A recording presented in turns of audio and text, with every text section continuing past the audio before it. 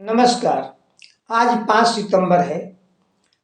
5 सितंबर 1888 ईस्वी में तमिलनाडु के एक गांव में डॉक्टर सर्वपल्ली राधाकृष्णन जी का जन्म हुआ था। वे एक शिक्षक थे और बाद में उपराष्ट्रपति और 1962 ईस्वी में राष्ट्रपति पद को सुशोभित किए। ये एक बहुत ही विद्वान एवं अच्छे इंसान थे। उन्हीं के जन्मदिन पर 5 सितंबर को भारत में प्रत्येक साल शिक्षक दिवस के रूप में बड़े ही हर्षोल्लास के साथ मनाया जाता है।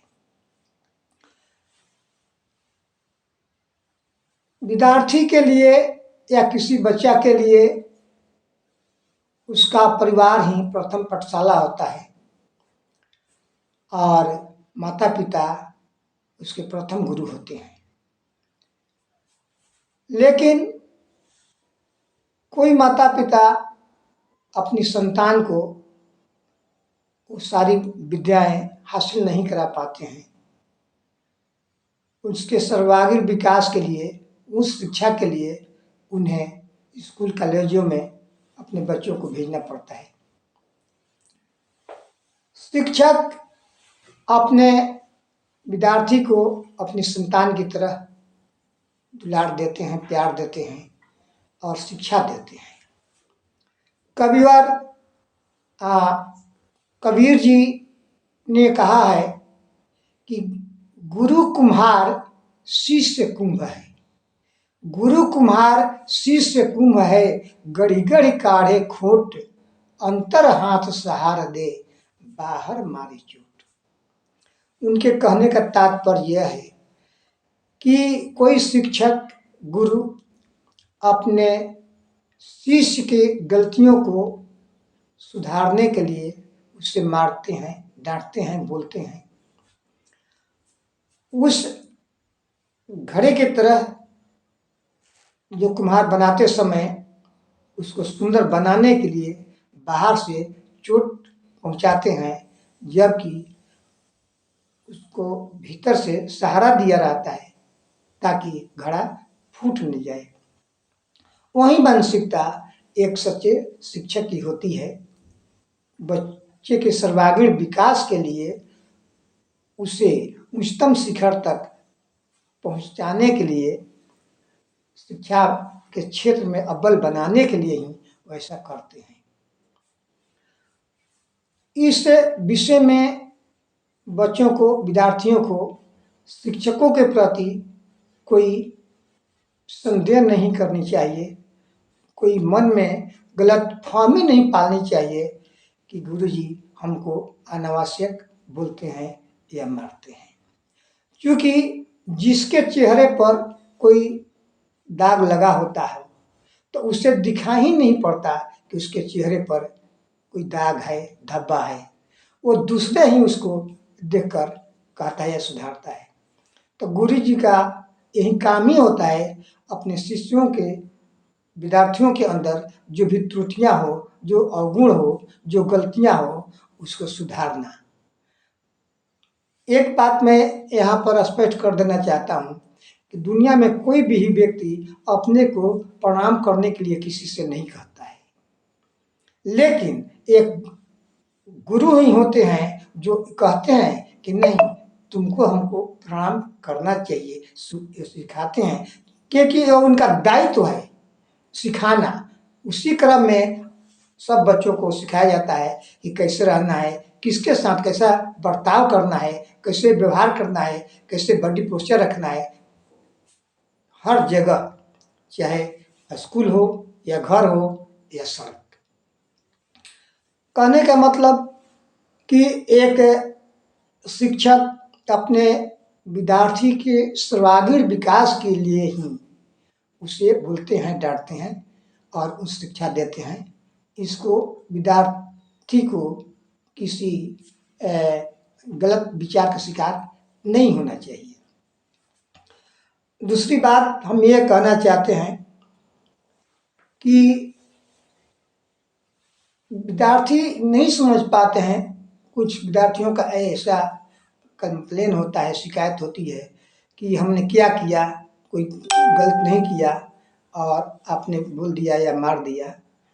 तो उस संबंध में मैं यही कहना चाहूँगा कि विद्यार्थी जीवन को, विद्यार्थियों को सिर्फ शिक्षा देना ही गुरु का कर्तव्य नहीं होता है, बल्कि उसके जीवन के हर एंगल को देखते हुए उसका व्यवहार कैसा है, उसका उठन बैठन कैसा है, उसकी वाणी कैसी है, हर बिंदु पर ध्यान दिया जाता है।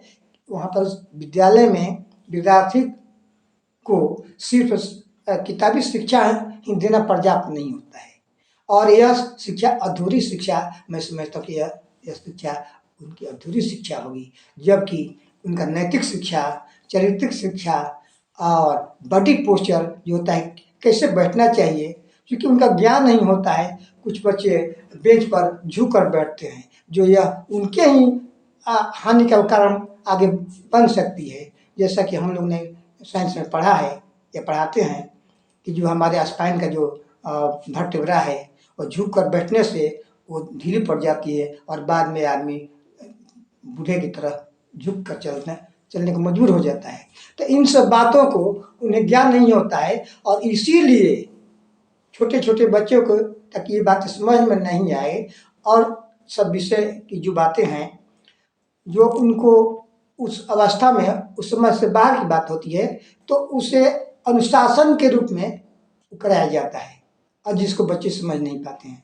तो मैं यही कहना चाहूँगा अपने विद्यार्थियों से, या सभी जो मेरे बात को सुन रहे हैं, कि अपने गुरु पर विश्वास रख करके, एक पिता की भांति विश्वास करें, उनकी बात को फॉलो करें, डिसिप्लिन में रहें, और अपने आप को आत्मसमर्पित कर दें। जिस प्रकार से घड़ा कुम्हार के प्रति आत्मसमर्पित होता है, चुपचाप उसके मार्ग को, उसकी बात को सहता रहता है, तब एक दिन वह सुंदर घड़ा बन करके इस दुनिया में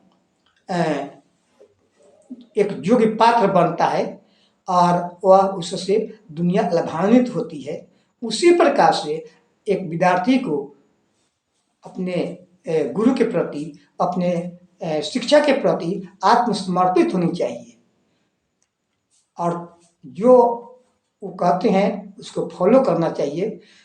तभी वो अपने जीवन में अपने लक्ष्य को प्राप्त कर सकते हैं, उच्च लक्ष्य को प्राप्त कर सकते हैं, और उनका जीवन एक आदर्श बन सकता है, वो आदर्श नागरिक बन सकते हैं। तब जा करके वो इस दुनिया में अपना वो नाम उज्जवल कर पाते हैं। तो मैं एक बात यही कहना चाहूँगा कि अनुशासन जो है विद्यालय में, घर पर या सड़क पर, हर जगह अनुशासन को फॉलो करें, और वही अनुशासन विद्यालय में लगाया जाता है, रखा जाता है, ताकि उस ढंग के प्रवृत्ति अभी से उनके मन में बनी रहे, कोई गलत का बीजारोपण न हो। अब बीजारोपण हो रहा है, उसका कैसे बर्ताव है, कैसा उठन बैठन है, ये सब तो वही शिक्षक दे करके उस गलत बीजारोपण जो हो रहा है जिन अनवांटेड प्लांट को, तो उसी को समूल नष्ट कर देते हैं। और जिसको विद्यार्थी लोग अपने मन में गलत भावना रखते हैं कि हमने कुछ गलती नहीं किया, सर गुरु हमारे हमको बोल दिए या मार दिए, ऐसा सुनने में आता है, देखने में आता है। लेकिन वास्तविकता यही है कि वह जो गलती गुरु देखते हैं वो उसको दिखाई नहीं पड़ता है, और उस गलती को वहीं पर समूल नष्ट करना बहुत जरूरी है। नहीं तो वो गलती एक छोटा सा पौधा बनते बनते वो विशाल वृक्ष बन करके उस जीवन में गलतियों का फल फलने लगता है, और उसको जीवन को समूल नष्ट कर सकता है। और यही हमें कहना है कि विद्यार्थी को अपने पढ़ाई पर ध्यान देनी चाहिए।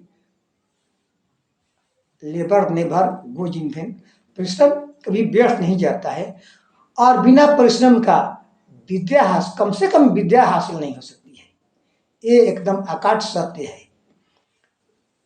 जैसे जितना हम हैंड फैन हाथ के पंखे को जितना हम झेलेंगे, जितना चलाएंगे, उतना ही हवा हमको मिलेगी। हाथ चलाना बंद कर देंगे, वर्क करना बंद कर देंगे, हवा आनी बंद हो जाएगी। उसी तरह से जितना जिस लगन से, जिस मात्रा में हम पढ़ाई करेंगे, मेहनत करेंगे, विद्या आनी ही आनी है। और अपनी वाणी को विराम देता हूँ। धन्यवाद।